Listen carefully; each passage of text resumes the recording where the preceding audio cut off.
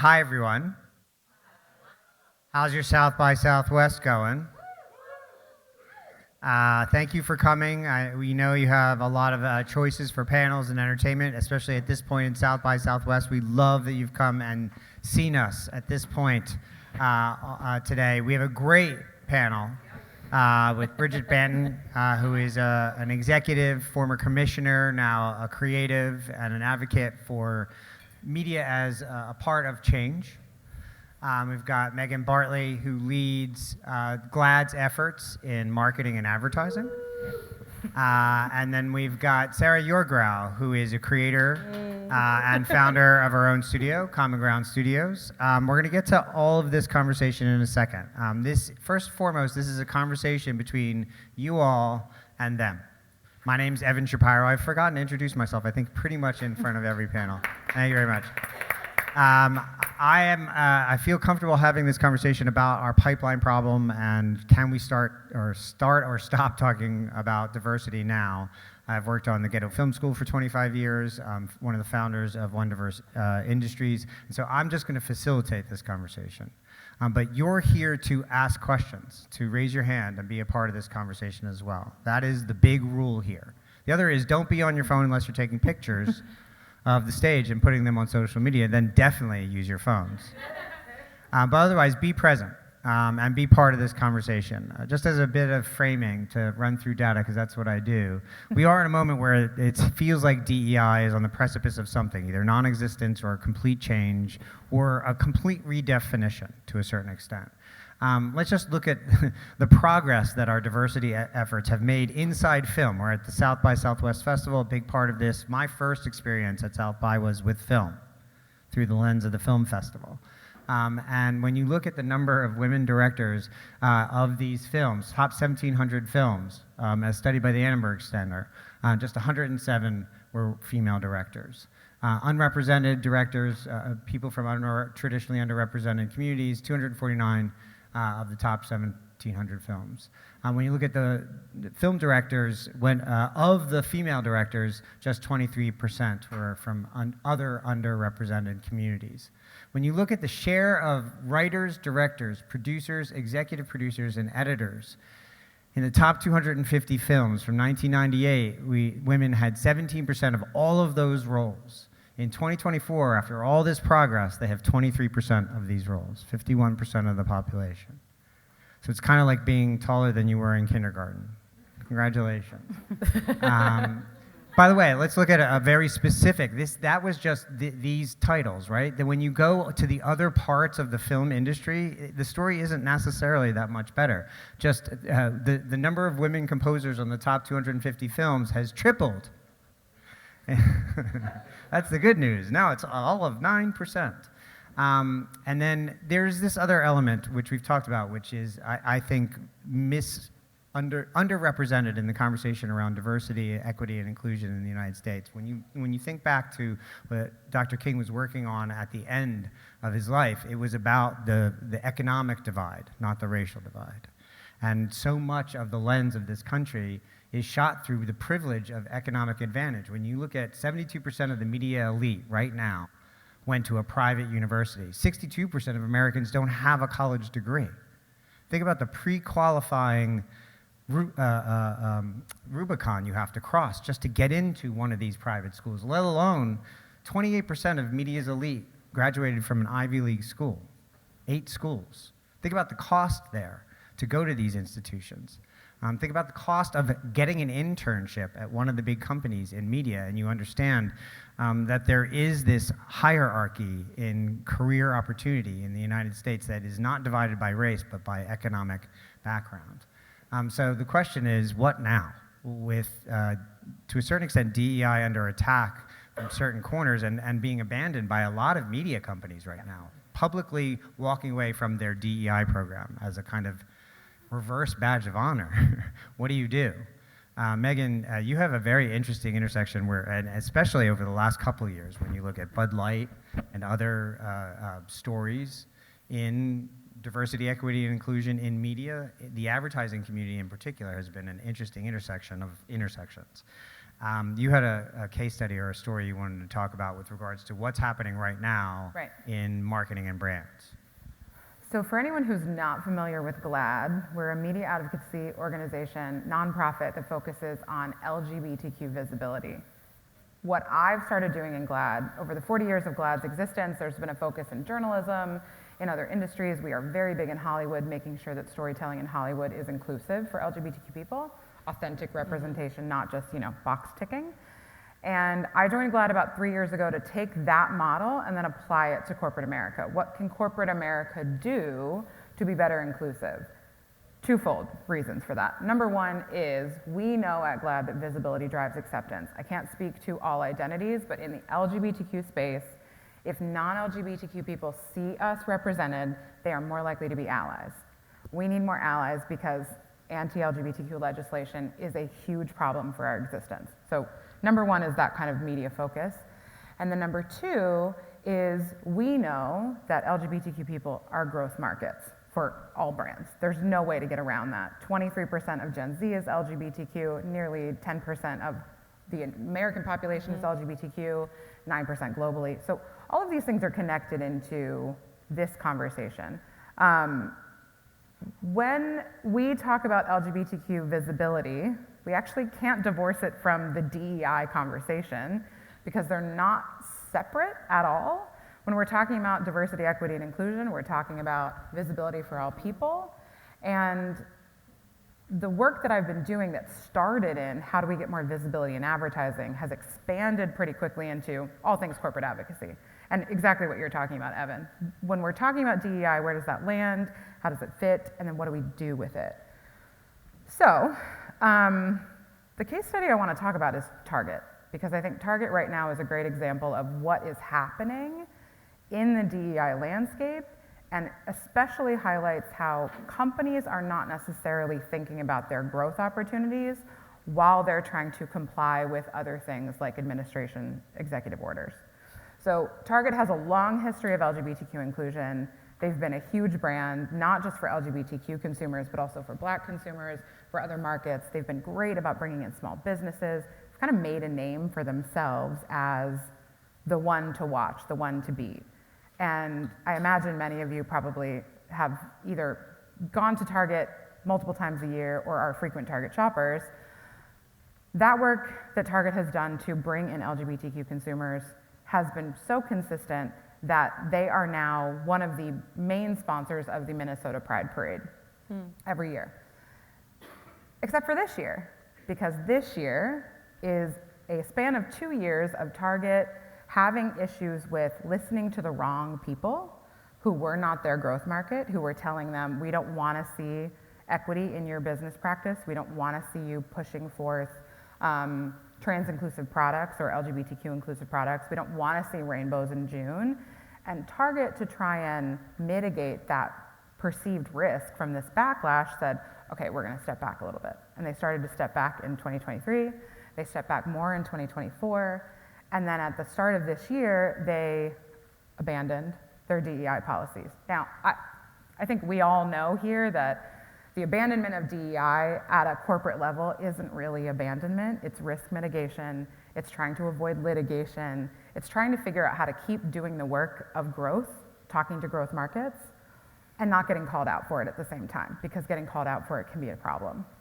So Target pulled back on DEI in January of this year, around the time that the administration put forth an executive order on DEI, that we want to remove that from the private sector. And so a lot of companies have made changes publicly.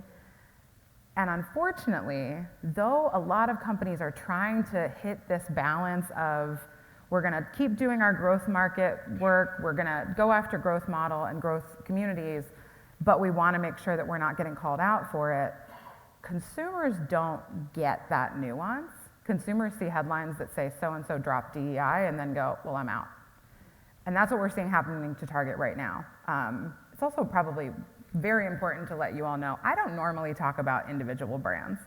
We at GLAAD work really hard to keep brands' names out of our mouths because we want to be behind the scenes and helping them out. But just unfortunately, this scenario for Target is really proving to be a canary in the coal mine, so to speak, for every other brand to consider. Well, what's the lesson that you learned there? Yeah. What could have Target done differently? Because you're right. I think beyond just performatively supporting various communities over the last 25 years, I would argue, Target has been seen as a real ally by various communities with investment and hiring practices and small business inclusion and all of the things that you talk about, right? Really trying to become members of community as opposed to just putting up a store there. Right. Which is the opposite of a lot of big box store brands in this country. And then they so fumbled, or, I mean, it depends on how you look at it. I guess either they did the right thing or they did the wrong thing, but the word backlash is continually used in this case study, not by you, but by people who report on the story. What could they have done differently? Or conversely, what do big brands or anybody's brand learn from this experience of, should they have not gotten invested in the first place? Should they have handled their exit differently? What do you think? So, Target overwhelming. I mean, if you look at this in another context, Target was kind of love bombing multiple communities for many years. Please come in, be friends with us, we care about you, we want you here. And then when the going got rough, they kind of turned into an abusive relationship, right? Janelle James actually wrote a piece in Ad Age that kind of uses this example with the black consumer, because black consumers are experiencing the same thing with Target that my community is. But it was a very quick shift to, we're so concerned about risk that we're willing to abandon all this work that we've done. We're willing to walk away from you. And I think, Evan, to your point, when we're talking about, like, where are we in the DEI spectrum? If you're able to walk away that quickly from markets you know are gonna serve your growth, there's no other way to look at it but say, somebody somewhere was ticking a box. This was not authentic. It wasn't an attempt to bring people in with their full identity. The initiatives in the first place. Yes. They were commercial ventures, they were initiatives, they weren't systemic. There's no other way to kind of call it, right? Because to walk away so quickly suggests that you don't actually see the value of it, or you don't think consumers are gonna hold you accountable. The reason I wanted to start with this conversation today, because my two friends here are gonna be much more eloquent about kind of the storytelling of all of this, but what we're seeing happen with Target is that they pulled away and consumers don't understand nuance, and so all consumers are doing now is saying, you know what, I'm out. Their stock has dropped significantly over the last year, and again, this started in 2023. I said earlier they were a very big supporter of Minnesota Pride. The Minnesota Pride organizers called Target and said, never mind, we don't want your check. $50,000, they said, we don't want it. We don't see you as valuable to our community. You are essentially rainbow washing, you're using us, you're not sticking behind us. And amazingly, the community filled that $50,000 gap within, I think it was 24 hours, immediately. So companies are trying to kind of do this work and have these conversations, but even when it feels super authentic like it did to Target, it still fell apart in the long run. Well, I think there's and I'd be interested in what Sarah and Bridget think about this, but the takeaway for me was, you know, okay, you didn't do the right thing. I assume that most corporations won't. Sorry to say out loud on a mic. But on the flip side, they didn't. What frustrates me more in this case study, doing what I do for a living, is you didn't do the fucking math. Right. Someone didn't sit down and go, oh, how this is our risk on doing this. How much business will we walk away from? What would our stock might drop? I mean, is no one doing that cost-benefit analysis back at the HQ in Minneapolis? Potentially. But seems not. I did the math. You want to talk about it? Yeah. Well, I mean, what is at risk here? I mean, when you talk about the buying power of the black and gay, trans, lesbian community in the United States, you're talking about billions and billions of dollars. Billions of dollars. So the LGBTQ community in America is $1.4 trillion in spending power. Black consumers are 1.7. Hispanic consumers, trillion. Hispanic consumers are 3.4 trillion. Now, those are not intersectional numbers, it's just an individual facet of identity. So you have black, Hispanic, LGBTQ people that are pulled into all three of those numbers, so you can't add them up and say it's this.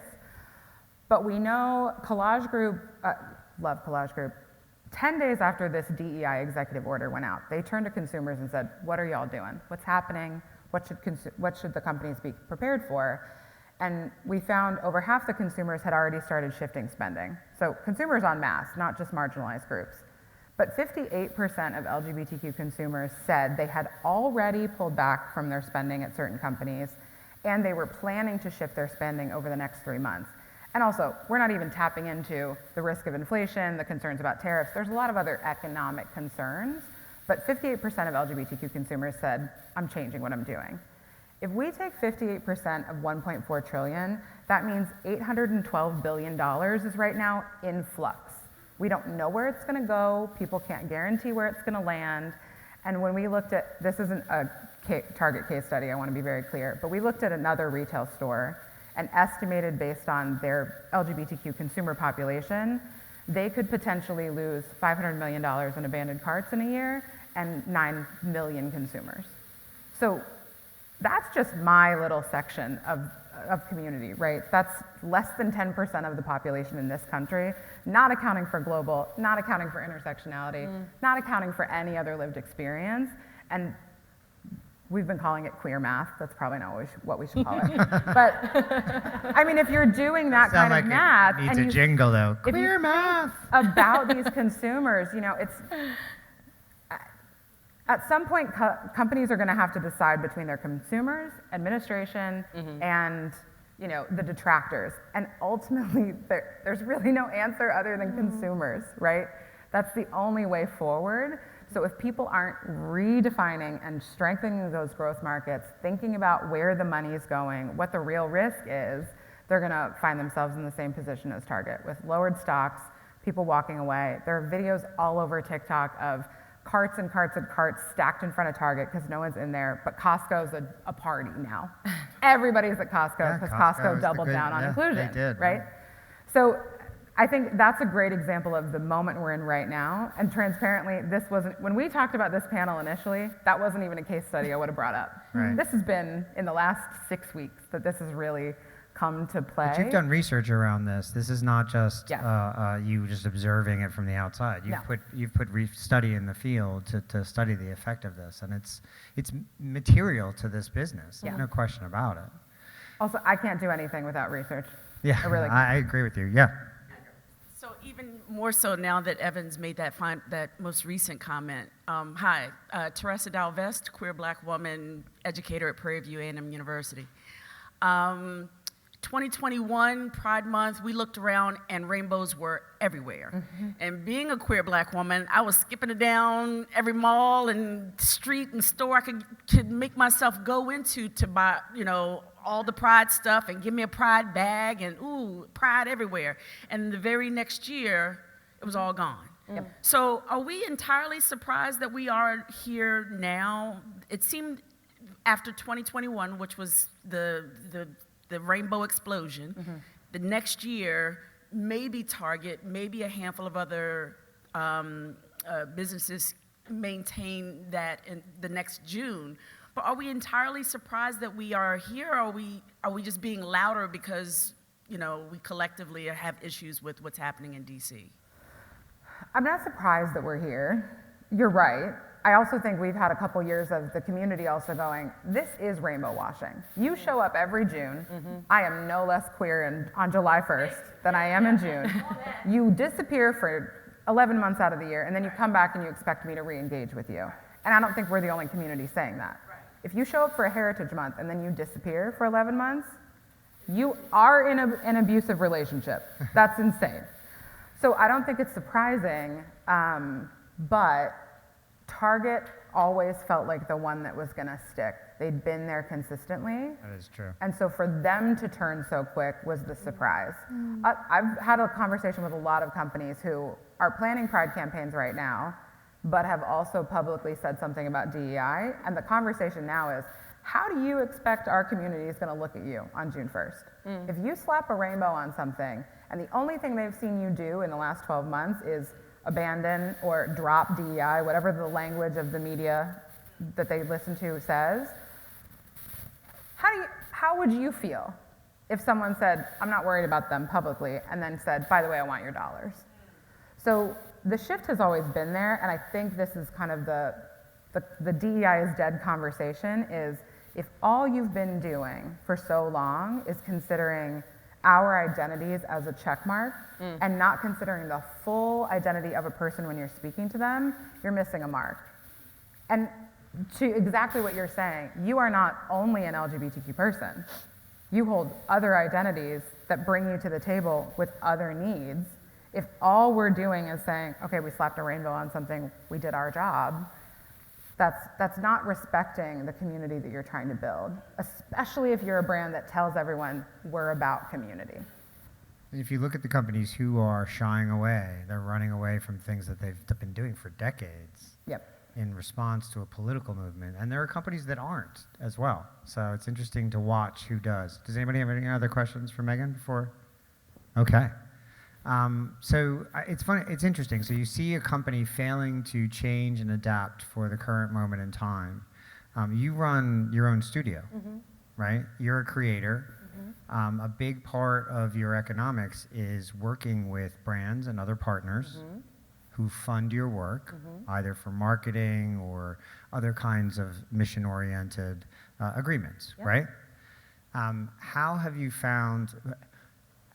has the question around the stories that you wanted to tell about the world that you live in, how has that whole ecosystem changed in the last 6 months for you? Absolutely radically.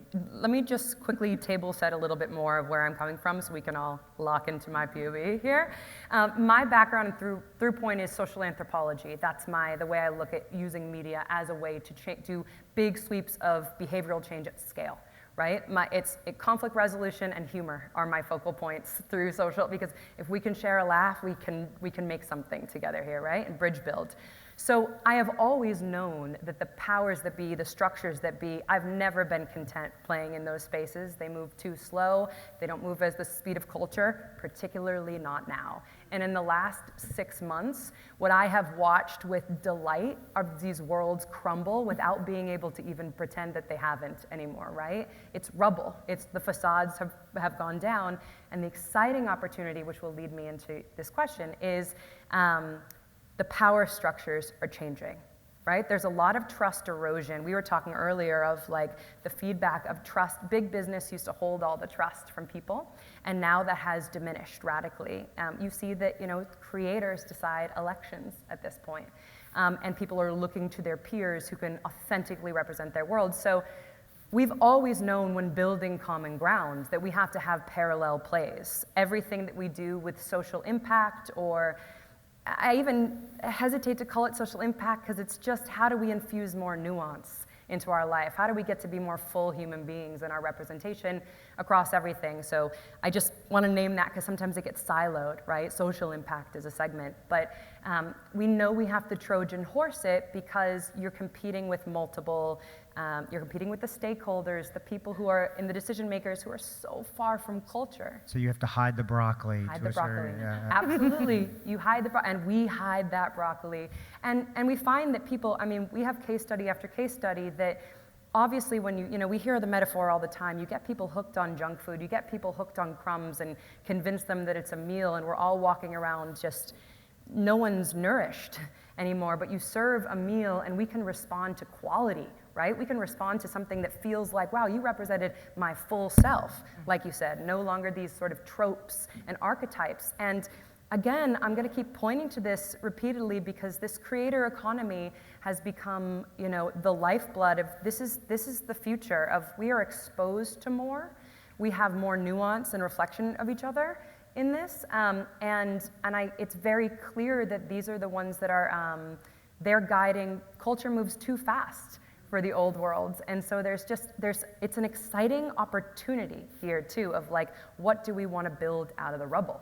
So I get this question a lot, and you're a creator and you have a studio, and what I would argue is kind of a studio that's being built for this moment, right? So the collision of the creator economy, Yes.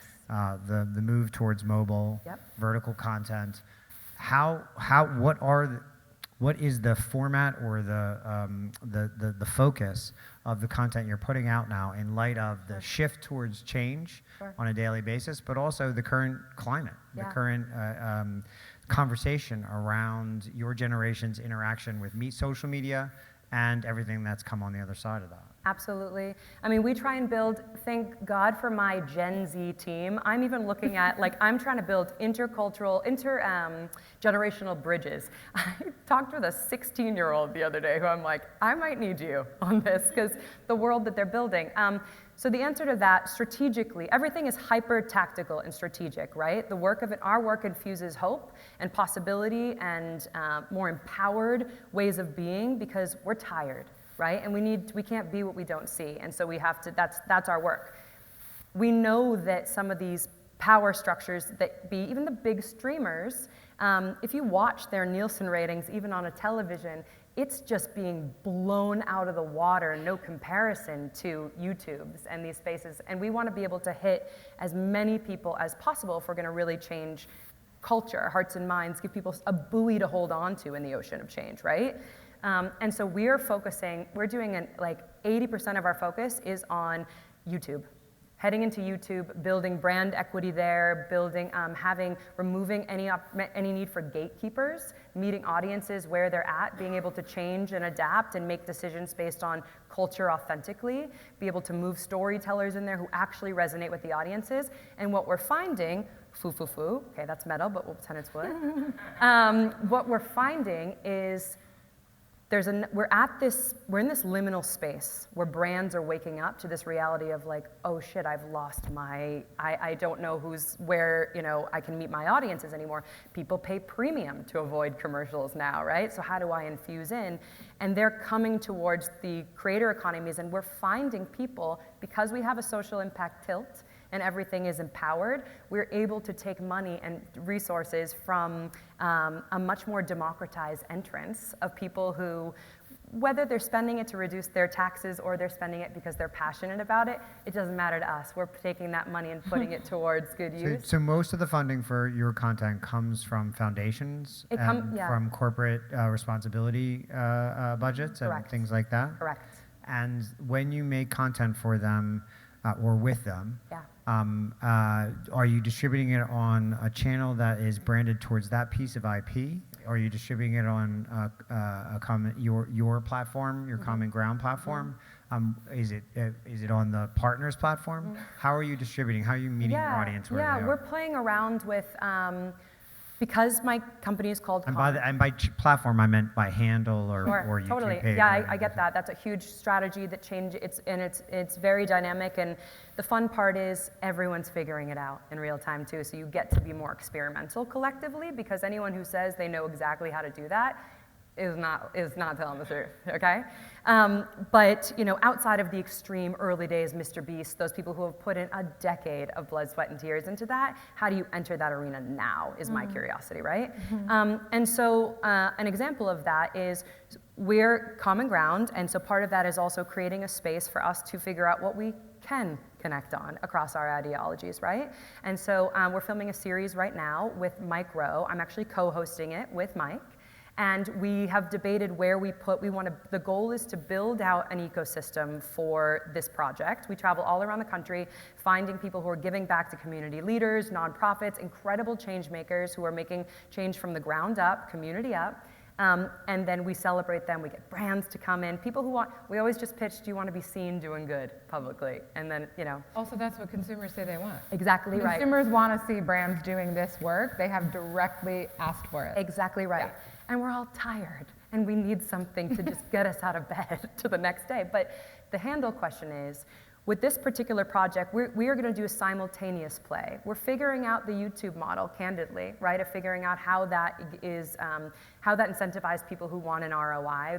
We're figuring out the ad revenue there. Fortunately, there is a lot of capital in this country that does need to just be deployed. Yeah.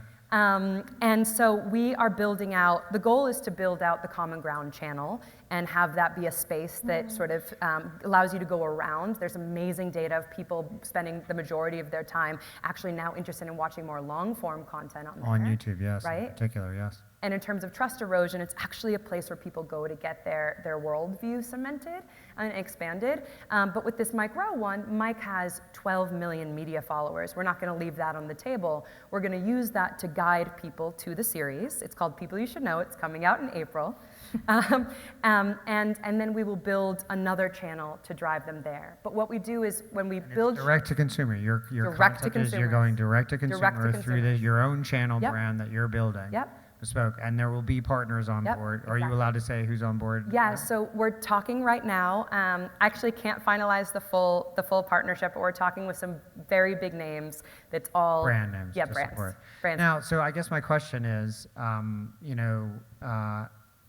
so Bridget, you are an independent content creator, producer, but primarily you're selling to the big gatekeepers or the traditional media players or the streamers. Is that a fair assessment, or are you I distributing think to? it's a combination of the both of the two. So I guess I would describe myself as a creative, somebody who really loves being creative and has managed to somehow forge a career with creativity at the heart of everything I do. I'm very passionate about it. It's something that is very much, it's a quality that's undervalued. I think people don't value creativity, and I think there's a lack of respect for creativity. It's interesting listening to the conversation and just thinking about the subject of the pipeline problem. And, prior to me being on this wonderful stage with these wonderful people, Evan, we had a conversation about the pipeline problem and the topic of today, and I was saying, well, I don't know if I'm the right person. Thank you for the invitation, but I'm not quite sure if I'm the right person to You speak still here. came. Sorry? You still came. Oh no, I'm definitely the right person now. Yes, we can vouch. But there, I wasn't sure, because what I was explaining to you, Evan, as you remember, I'm not somebody who has any level of expertise in DEI. I have no expertise in diversity. I don't know anything about it. Creativity, that's my bag. That's my jam. That's my lane. If you want me to talk about creativity, I'll talk about creativity till the cows come home. But what I was saying is what I can talk about is actually my career and how I've managed to forge my career and some of the strategies and techniques and hacks that I've employed to kind of build a career over the course of, say, 20 years. Because ultimately, the position I come from is that in order to create the best work, which is what I'm about, you need the best people. You absolutely need the best people. In order to build the most profitable company, you need the best people. In order to produce content that delights the audience, that means that they're going to share it and they want to come back time and time again, you need the best people. And the reality is, it doesn't actually matter where they come from. Funny that. It really doesn't. And what I was saying is that my success has been quite a surprise to a lot of people. And the reason it's been quite a surprise to a lot of people is because of my background. And I'm what would be described as working class. I have a working class background. I was born in the UK, grew up in London, still live in London. And I'm working class. And the industry that I chose to build a career in is actually predominantly middle class. And I think some of the data that you shared really spoke to that. And so for someone with a background like mine, where I'm the first person to go to university in my family, all my childhood, and actually even into university, I was on free school meals. I didn't pay for my meals because of the amount of income coming into my family. I left home at 17, was living on my own by 17, and it was quite atypical to sort of be in the position that I'm in, and by that, Within in terms the of the media position. community itself. Sorry? Within the media community itself. Within the media specifically, and I'd say specifically television, because in terms of things that I've done in the past, so I've been a commissioning editor at Channel 4, I've been a commissioning editor at the BBC, I was a senior director at Nike, I was an acquisitions and programming director at Paramount, I've been a senior director at Penguin. It's quite unusual for someone with my background to forge a career in the way that I've done. And I guess my contribution to this debate in terms of how we stop talking about diversity really centers on a change in recruitment.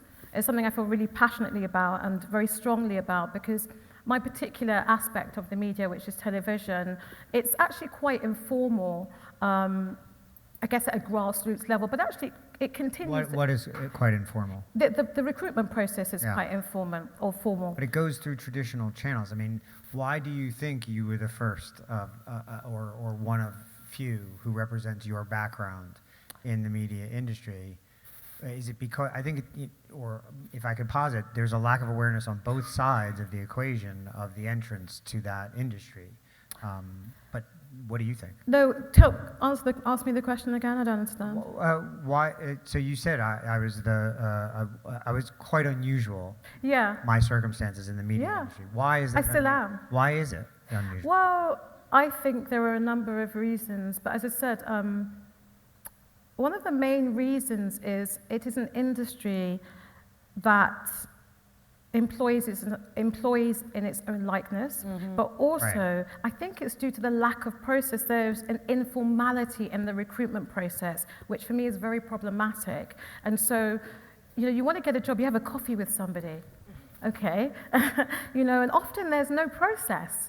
And you'd think, okay, this is fine at a junior level, but it actually goes right up to the top. And in fact, it gets worse the higher up you get. And so I think it relies on networking as well. And there is a lack of formality in the process of recruitment. And there's also a lack of transparency when it comes to opportunities. And I feel very strongly that a lot of my success has been down to the fact that I have seen opportunities advertised on a jobs board and I've applied. I mean, it is that simple. So, for example, how many years ago? 2012, I saw a job advertised on the BBC website for a commissioning editor in the children's department. I applied for the job. I interviewed once, I interviewed twice, I got the job. I mean, it was as simple as that. And 3.5 years later, I was working at the BBC. The interesting thing about that job is when I got the job and I started working there, I was told that this is Sid's job. This is somebody else's job that you've got. And I was like, well, I think I was actually hired to do this job. So I think there was like a process that happened. No, this is his job. Like, he's working in-house now, but he wants to move to commissioning. No, I know, but this is my job. And on it went, because there was an expectation that he would be granted that position, which I do understand, and I think he went for it and he didn't get it. But I have the utmost respect, actually, for the controller of Children's at the time, Anne Gilchrist, and also the big boss, Richard Deverill, because they posted the job on the website, and they went through due process. And the problem I have is, as I said, I'm not an expert in diversity, I'm not an expert in DEI, but I think that I am interested in widening access. I'm interested in people who are interested in forging a career in a particular area. I'm interested in them getting the opportunity to compete. And that's really what I feel very strongly about. I feel a lot of people don't get the opportunity to compete. And I think that the onus obviously is on them to throw their hat in the ring, but I think the onus is also on us to create circumstances where people can compete, where people can put their spikes on, they can be ready at the line, and they're going to give it their best go. But I think too often those circumstances, those conditions are removed. And I think that we all can do a lot more to widen access and to make sure actually we have a role within our team. Let's post it. Yes, you're going to get 700 applications. Tough, suck it up, Suck it up, because actually you've got to give people a chance. But I mean, that's the thing is the job was posted, and the job was posted for the BBC. Yeah. And you were the one of one probably who applied, who comes from your background. I mean, it's a slimmer number of people who come from different economic backgrounds out there. So how do we widen the access? How do we widen the access? Well, I'll turn to Sarah. I mean, you said you're all Gen Z staffed, right? Which Mostly. is in and of itself. Yeah. And you're a small business, so you are hiring people to do a lot of different gigs. Yes. Despite the fact that they may not be the most experienced. Yes. Out there. But listening to this and thinking about, who you get to work with, because you're the boss. You're not just a creator, you're signing the checks, right? So how do you make sure that we widen access to jobs on your productions that you're working on? Yeah. And I would say the same thing. How do we talk to agencies where a shit ton of money is spent on creative? How do we continue to widen the access for the roles that you have open? Sure. I mean, for me, it's fueled by just the absolute fundamental reality that better stuff happens with more innovative minds in the ring, right? And it's like, you need to be building towards the future. But like Bridget, we've been talking so many times, is like, to change culture. So I'll answer that question explicitly for us. We go out there and we find people who know more people than us, right? We have the privilege of getting to accordion up and down depending on projects, but everything, one of the filters for Common Ground is the people telling the stories have to reflect the lived experience of the subject and the stories that we're telling, period. I can speak to my lived experience. I can have, compassion and curiosity, but I can't have empathy and nuance for that lived experience. And it just comes down to, like, regardless of how I'm tapping and building out the bottom line there, economically, well, that's a better play. You're showcasing someone's actual experience. So for us, we really spend a lot of energy. We have the privilege of being able to accordion up and down. When I have my core team, I do look to young people. I look to people who are building the future. If we're heading that road, I can get you to here, but I need you to help to get me there, right? And it needs to be much more of a relay race, right? As we see in these power structures. We also go out of our way to find people who, to get more economic access. There's amazing organizations. See me after, I can give you a list of like 30, but one that we love and work with is a group called Manifest Works, and they employ people who, I don't know if anyone's familiar with them in Los Angeles. They employ people who've aged out of the foster care system, they're previously incarcerated, have a harder time breaking into the job market. They are trained to the highest, way more trained than anyone else you're picking up off the street, and then you bring them in and they get opportunity and experience to come into the spaces, and that can be anyone from union to PAs. But it's absolutely fundamentally critical to staff you just lose your audience if you're not building authentic worlds, and that starts with who is constructing the story. It's not even to me as much as it's in front of the story. Yes, they're both critical, but we know that the puppeteering of it's behind the story. Yeah. It's interesting you were talking about these organizations, because actually at lunch I was sitting with some women who were telling me about some other organizations that do similar work. And I was saying that actually I find it also problematic, because I think that what people want to do is absolve this responsibility onto someone else, and they would think, okay, we've trained 30 people, we've had 30 young people who've come through who are from this background or that background. I think what I would like to see is everyone take on that responsibility. It's like health and safety, it's like safeguarding. I think we all need to take on the responsibility of trying to create parity. Okay, to try to level that playing field so that people can compete. I feel really strongly about that. And I think, yes, you can engage an organization and they can sort of recruit 50 young people, 100 young people. It's not enough. It's not enough. I think to make real impact on scale, everyone needs to take it on. I'm an athlete. I love running. I used to be a track athlete. I'm competitive. I think, like a lot of people, they just want the opportunity to compete. And I think we all need to take that on. I don't think it's for these smaller charities and organizations to take that as their responsibility. Which is also about investment. Yeah, right? exactly. So we're much less animated than we were back there. I don't know if y'all were here for the last panel, but we were real loud in the back. When we were talking about this, one of the things that I think we rub up against in corporate media is CMOs tend to sit in those positions for 3 years. They're essentially having to prove their value in 3 years. That's an insane ask, by the way, that you're not allowed to make a misstep in a 3-year cycle. But when you look at everyone coming into corporate America, to allow everyone to compete means you as bosses, you as an organization, has to invest in time to train. Yes. Yeah. You are responsible for saying, this is a diverse perspective, this is gonna breed innovation in my company, but that person isn't quite ready. Either they don't have the right historical background in business, or they had a different kind of job set before now. But if you don't want to land in, let's see if I can do it, homogeneity. Yeah. Homogeneous, homogeneity. If you don't want your entire team to be homogeneous, you have to think bigger like that. which means you have to invest in it, which means you might not see the results from a position in 3 years. Yes. As an organization, you have to allow that tension testing to get to the next step. Yes. And I think it's also reminding, and listen, we live in a capitalist system. We'll just say the dirty word here. We live in a capitalist system where to me, I'm very passionate about showing people that it is necessary for your bottom line if you want it to grow, but it is an investment. And you're not going to see the return immediately, but you will see exponential return if you invest in that. But it is not easy to get people to think like that. Yep.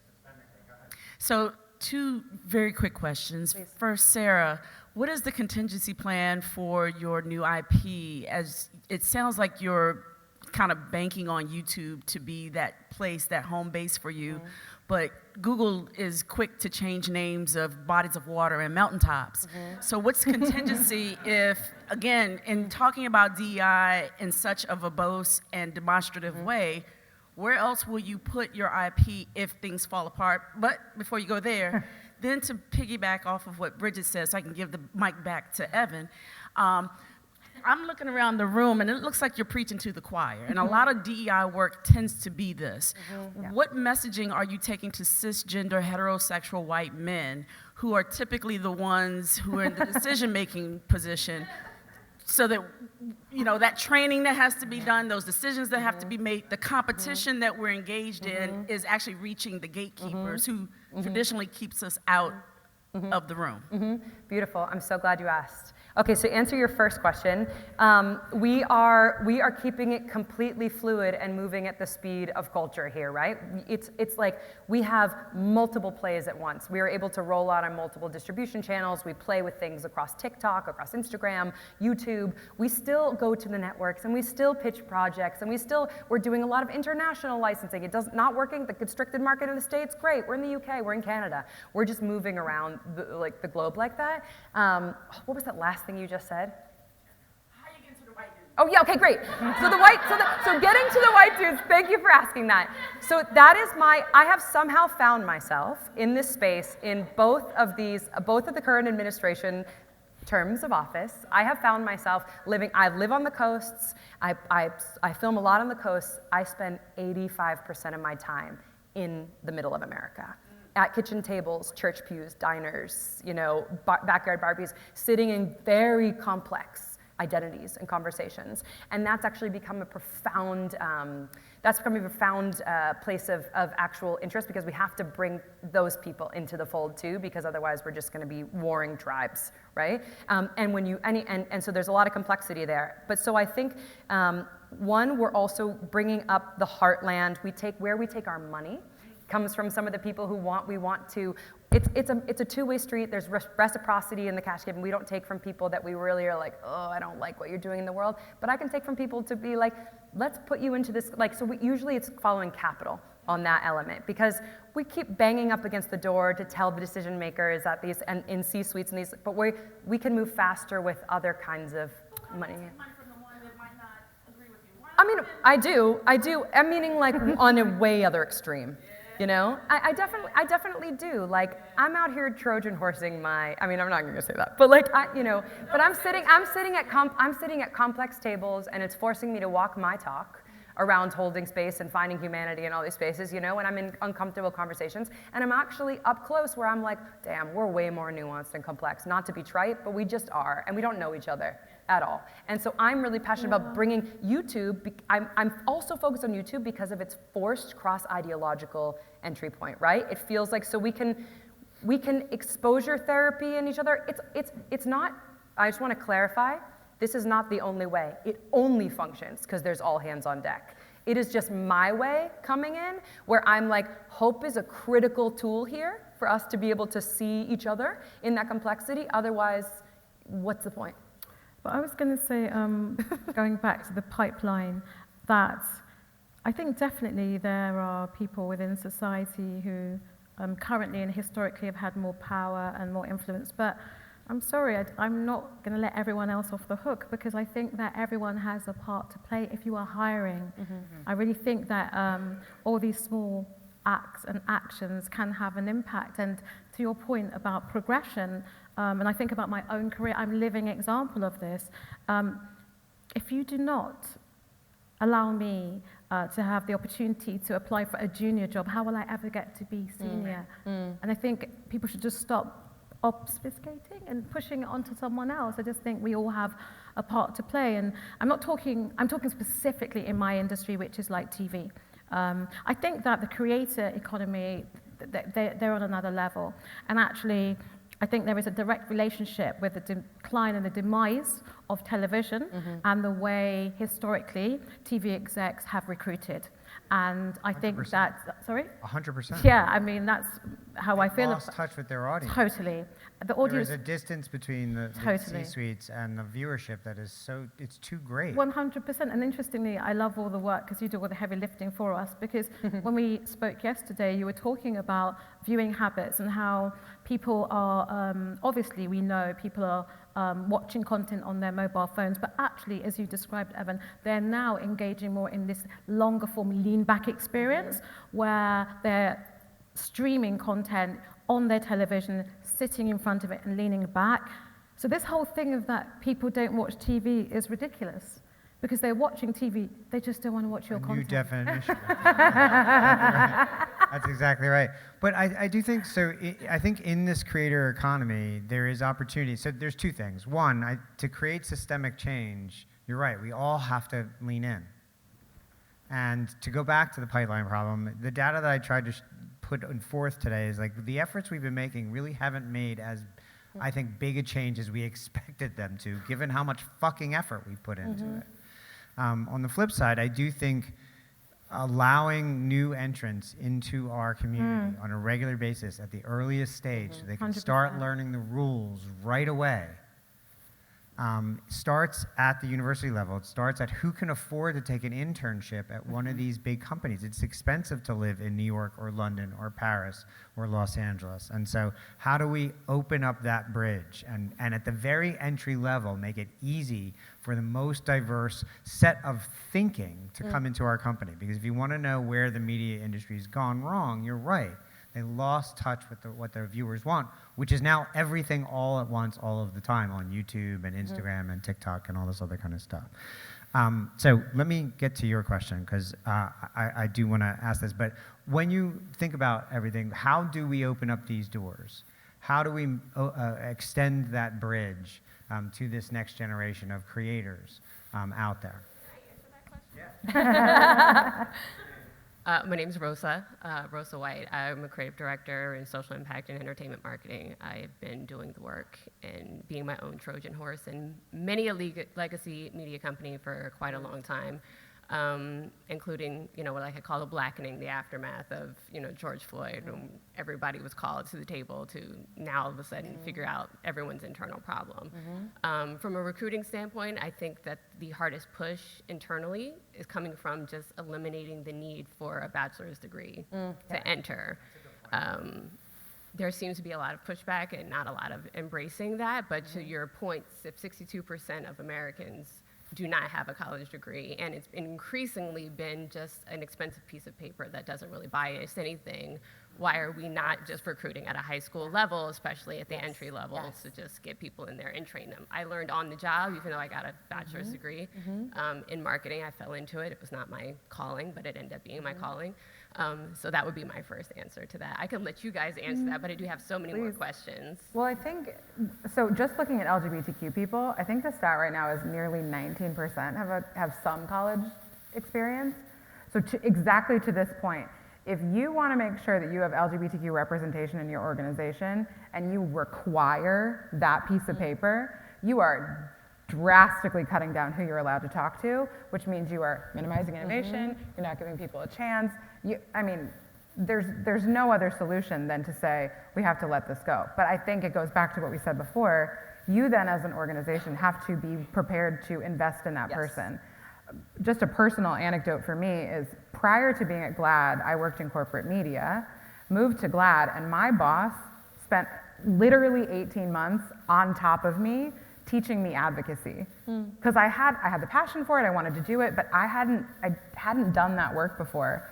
My colleagues spent time with me, like people took time out of their day.